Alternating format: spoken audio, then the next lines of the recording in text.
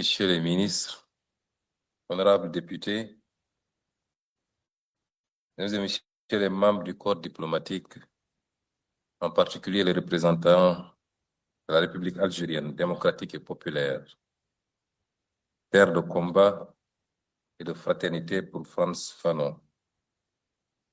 Monsieur le directeur général du Musée des civilisations noires, chers professeurs, chercheurs, artistes, militants, étudiants, élèves, chers invités venus d'Afrique, des Caraïbes, du Maghreb, d'Europe, d'Amérique du Nord et du reste du monde, au nom de son Excellence, Monsieur le Président de la République, Bassirou Diomaye Diakhar Faye, je vous souhaite la bienvenue au Sénégal, terre africaine de dialogue, de dignité et de résistance.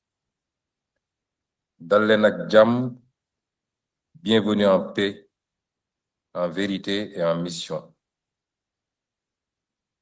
Il y a 100 ans, en 1925, naissait à Fort-de-France un enfant auquel nul n'aurait pu prédire un destin si singulier.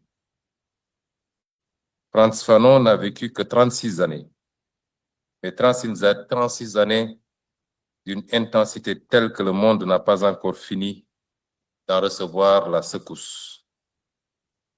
Aujourd'hui, sa pensée demeure intacte, brûlante, indispensable. Non parce qu'elle aurait échappé au temps, mais parce que notre siècle n'a pas encore guéri des blessures qu'il avait su nommer. Non pas parce qu'elle serait figée hors du temps, mais parce que notre monde, lui, n'a pas encore trouvé le remède qu'il appelait. Fanon est ce médecin des âmes, attentif aux blessures intimes, comme aux fractures collectives. Fanon est ce guérisseur des sociétés, qui a vu que le colonialisme n'était pas seulement un rapport politique ou économique, mais une opération chirurgicale sur la psyché humaine. Fanon est une intelligence indomptable, qui a osé nommer les mécanismes de la domination avant que l'histoire ne reconnaisse l'exactitude de son analyse. Sa vie fut brève. Je veux rendre hommage à travers lui, à sa femme, à sa fille et à sa fondation. Sa vie fut brève, mais son œuvre immense. Et si nous sommes rassemblés à Dakar aujourd'hui, c'est parce que Fanon n'est pas seulement un héritage africain, il est une promesse inachevée que notre continent doit assumer et transformer en actes. Vient ensuite cette évidence, qui est que Fanon dialogue avec le Sénégal comme avec toute l'Afrique. Pourquoi donc Dakar? Pourquoi le musée des civilisations noires, ce temple de nos mémoires et de nos futurs? Parce que le Sénégal est, depuis longtemps, un carrefour de l'Afrique résistante. Un carrefour où se croisent les voies du Sahel, les vents de l'Atlantique, les héritages du monde noir et les aspirations de tout un continent. Parce que cette capitale ne dort jamais. Elle pense, elle débat, elle contredit, elle invente et réinvente.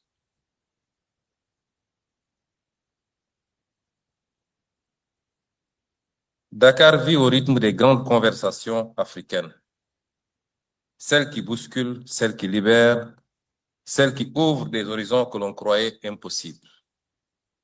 Parce qu'après avoir accueilli les festivals mondiaux des arts nègres, après avoir fait vibrer le monde autour de la négritude et des humanités noires, Dakar offre à nouveau son hospitalité aux consciences insurgées, aux imaginaires politiques, aux luttes de dignité.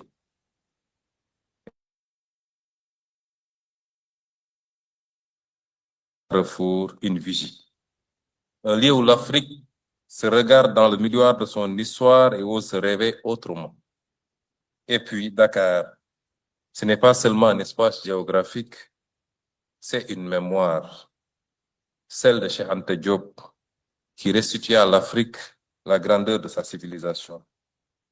celle d'Alioune Diop et de Présence africaine, qui offrirent au monde une scène pour nos voix longtemps étouffées. Celle de Senghor, Césaire, Damas, mais aussi celle de la jeunesse contemporaine qui, dans les rues de cette ville, continue de réclamer justice, dignité et souveraineté.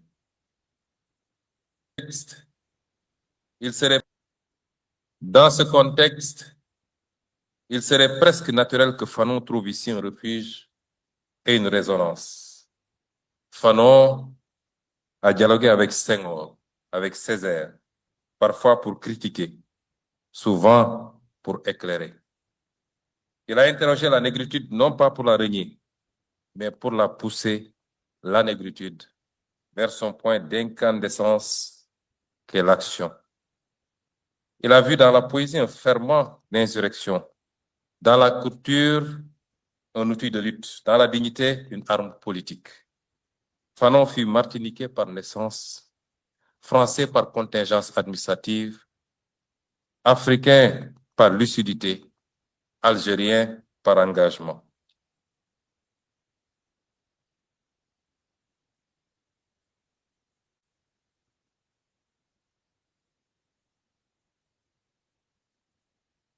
Et enfin, citoyen d'une humanité qu'il voulait reconstruire depuis ses ruines. Sa trajectoire est un archipel, des îles de mémoire reliées par une même quête de liberté. Oui, Fanon s'est fait algérien pour mieux se faire africain. Oui, il a planté son destin dans la terre du Maghreb pour que germe une liberté que l'Afrique entière attendait. Il a compris que l'Algérie n'était pas une périphérie de l'Afrique, mais son front avancé, son foyer de braise, le lieu où se jouait le destin de la décolonisation.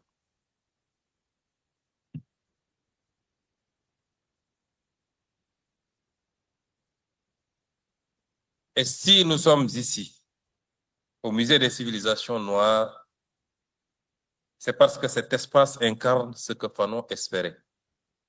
Une Afrique capable de dire son histoire, de nommer ses blessures, mais aussi de les guérir, d'inventer son avenir sans permission, sans tutelle, sans imitation.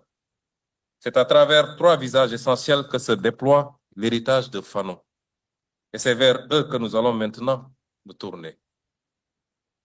Le colloque qui s'ouvre explore trois dimensions essentielles de cet homme pluriel. Entrons d'abord dans l'œuvre de Fanon par sa première vocation, celle du psychiatre qui, par le soin, ouvre la voie de la désaliénation.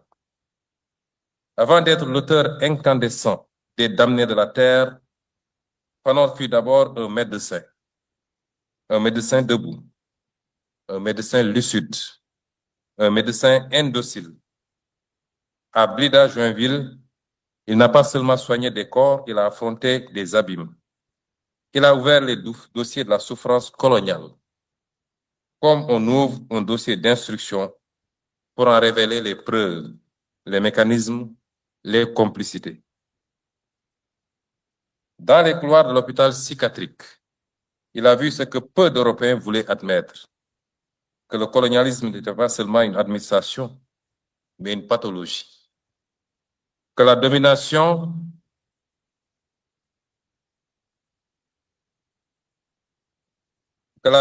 n'était pas seulement un système, mais un traumatisme. Que l'oppression n'était pas seulement un rapport de force, mais une intrusion dans l'âme humaine. Il a regardé dans les yeux les ravages du racisme, ces blessures qui ne saignent pas, mais qui condamnent. Il a entendu les cauchemars du colonisé, ces nuits où l'on se débat contre une voix qui répète « Tu ne seras jamais ton propre maître ». Il a observé aussi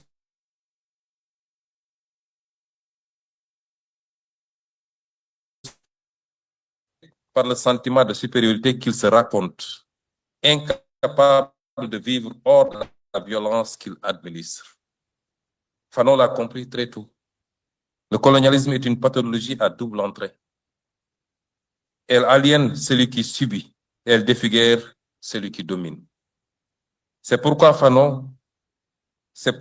pour Fanon, la libération n'est pas un événement politique. C'est un processus thérapeutique. C'est un travail de désintoxication mentale.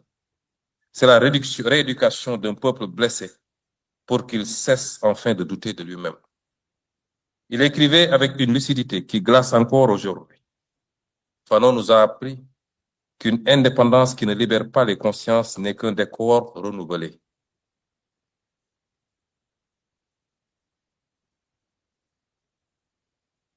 Tant que les structures mentales héritées du colonialisme demeurent, la souveraineté reste inachevée.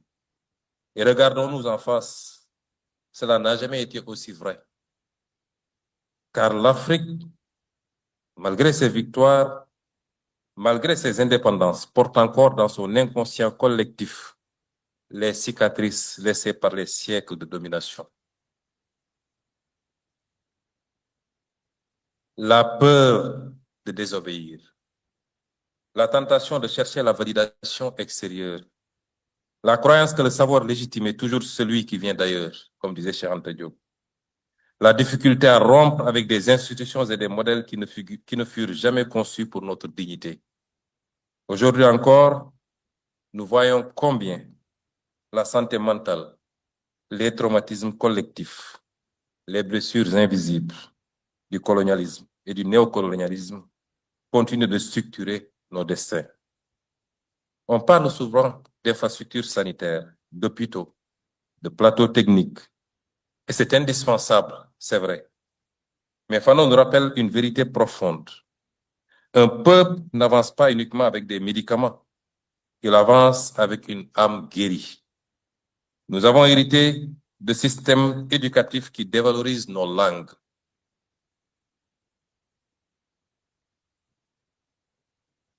de systèmes politiques qui nous apprenaient à obéir plutôt qu'à créer, de systèmes économiques qui nous conditionnaient à dépendre plutôt qu'à produire, de systèmes symboliques qui nous invitaient à admirer ce que nous ne sommes pas. C'est pourquoi l'Afrique d'aujourd'hui n'a pas seulement besoin d'hôpitaux. Elle a besoin d'un vaste chantier de réparation psychique. Un chantier qui révalorise nos langues, qui honore nos cultures, qui libère nos imaginaires, qui soigne nos mémoires de leur silence forcé et qui permette à chaque Africain, à chaque Africaine, où qu'il vive dans le monde, de devenir un sujet de sa propre histoire. La désaliénation est une politique publique. La désaliénation est un projet national, continental même. Et la désaliénation est une condition de la souveraineté. Et si nous sommes fidèles à Fanon, alors nous devons comprendre que la plus grande bataille de notre époque n'est pas seulement une bataille économique ou institutionnelle. C'est une bataille pour la restauration de notre société collective. Vient le second. D'ici cadre engagé, passons maintenant à Fanon, le politique. Celui qui pense la lutte, la rupture et la souveraineté comme les fondations de l'émancipation. Il a vu. L'issue est amère, ce que beaucoup refusaient de voir et d'admettre. Que la fin des empires européens n'allait pas automatiquement ouvrir le règne des peuples africains. Que l'aube des indépendances pouvait être confisquée par ceux-là même qui se présentaient comme ses architectes. Il a vu la bourgeoisie nationale, cette élite formée dans les écoles coloniales, nourrie aux réflexes du maître, devenir gestionnaire de l'ordre qu'elle prétendait combattre. Il l'a vu signer des accords léonais, reconduire les structures administratives